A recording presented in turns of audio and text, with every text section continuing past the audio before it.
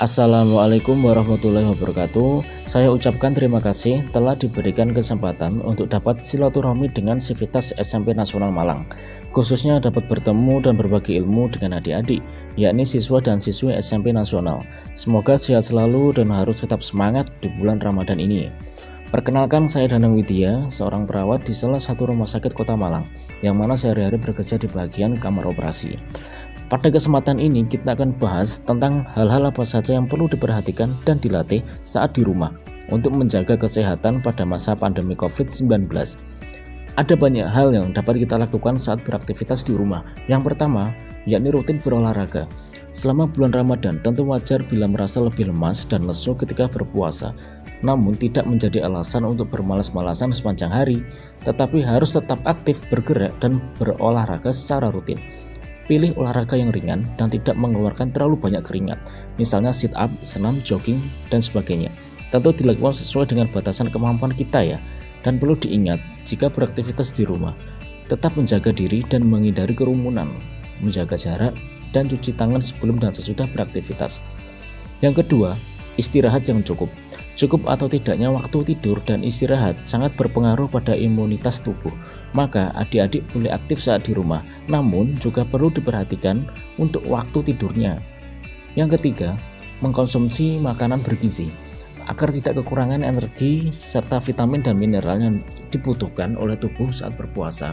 Mengkonsumsi makanan bergizi saat sahur maupun berbuka menjadi hal yang sangat penting, serta jangan berlebihan. Selain itu, tetap minum air putih yang cukup mulai dari berbuka puasa hingga datang waktu sahur, agar tubuh tidak kekurangan cairan atau bisa disebut dehidrasi.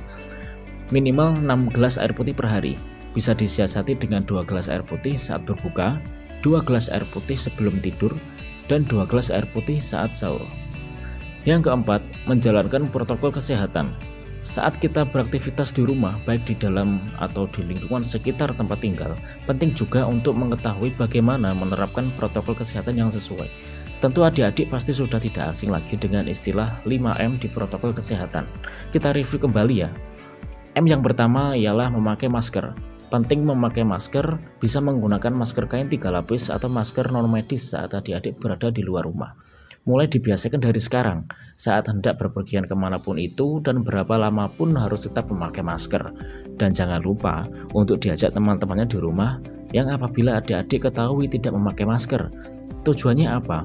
Untuk menghindarkan kita dari penyakit yang disebabkan oleh virus atau bakteri yang masuk melalui hidung atau mulut kita lewat udara. Yang kedua, menjaga jarak.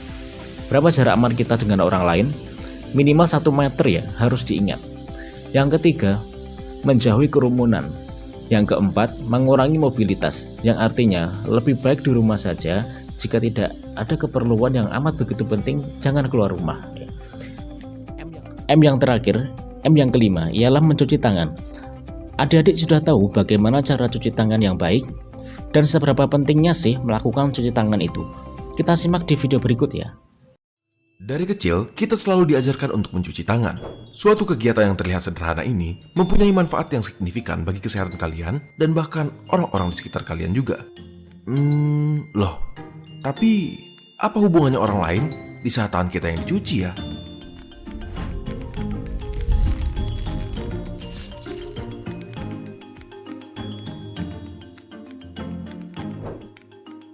Ada banyak cara bagaimana kuman bisa tersebar di sekeliling kita. Selain melalui udara maupun air, salah satunya adalah dengan bersentuhan secara langsung di saat berjabat tangan atau berpelukan, maupun tidak langsung di saat berbagi suatu barang tertentu seperti pulpen, gelas, bahkan kenop pintu sekalipun. Jadi, bagaimana cara kita mengatasinya? Jika dipikir-pikir, sebenarnya ada banyak cara sederhana mencegah penyebaran kuman. Jika kalian batuk misalnya, kalian bisa menggunakan masker atau tisu, atau bahkan dengan menggunakan lipatan bagian dalam lengan kalian. Ingat gerakan yang dulu sempat ngetren itu? Yap, itu dia. Kalau yang tadi itu untuk mencegah penyebaran kuman melalui udara maupun air, coba kita lihat bagaimana cara mencegah penyebarannya melalui kontak bersentuhan. Pertama, kalian bisa mencegahnya dengan menggunakan pembersih tangan atau sekedar mencuci tangan. Tapi, apakah kalian tahu bahwa mencuci tangan sekalipun ada urutannya? Pertama, kalian mulai dengan menggosokkan kedua telapak tangan kalian dengan satu sama lain, lalu lanjutkan dengan punggung tangan. Berikutnya, sela-sela jari, dan bagian belakang jari-jari kalian dengan saling menempelkan sisi telapak pada jari-jari kalian dari arah yang berlawanan dan saling menggenggam satu sama lain. Setelah itu, bersihkan ibu jari kalian dengan menggenggamnya menggunakan tangan di sisi yang sebaliknya. Dan yang terakhir, gosokkan ujung jari-jari kalian ke telapak tangan yang berlawanan untuk membersihkan ujung jari. Jika kalian menjadikan tahap-tahap sederhana ini menjadi kebiasaan, kalian telah berkontribusi dalam mencegah penyebaran kuman. Baik adik-adik, itu tadi penjelasan bagaimana langkah-langkah cara mencuci tangan. Saya yakin pasti adik-adik bisa menerapkannya dengan baik. Jika sudah bisa, jangan lupa untuk diajak juga teman-temannya atau keluarga di rumah ya. Sebagai penutup, pesan saya kepada adik-adik SMP Nasional Malang dalam mengikuti pembelajaran dan beraktivitas di rumah. Harus sehat ya.